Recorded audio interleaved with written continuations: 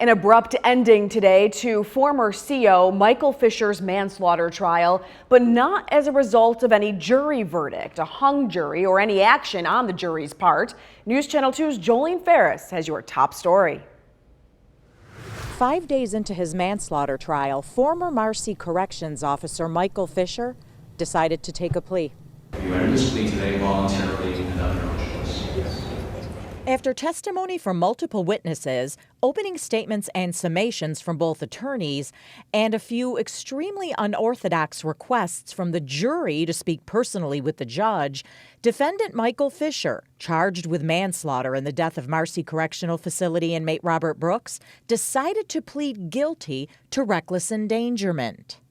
They were deadlocked, so we didn't have all the votes in our favor. We had a lot. We didn't have all of them. And if there's a deadlock and that deadlock persists, there can be a mistrial, and we start all over again with a new trial. The prosecution had their own motivation.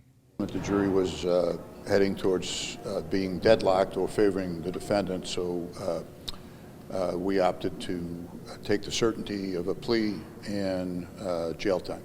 What's unclear is when and if Fisher will serve the 6 months in the Oneida County Jail. Part of the plea agreement is that we've reserved our right to appeal basically the prosecution's theory of criminal liability, even underlying the charge that he's appealed, as well as an agreement that his sentence will be stayed pending the outcome of that appeal. The special prosecutor says this is why a clear-cut law is needed regarding this type of conduct. There's got to be a statute that deals with willful avoidance of doing an unpleasant duty, namely standing up and doing what's right while a man is being beaten to death right in front of you. And I hope we build on it, and I hope that Robert Brooks isn't a footnote in somebody's archival history 10 years from now. I hope people remember his name, and I hope statutes are passed to do that, to remember him. Jolene Ferris, News Channel 2.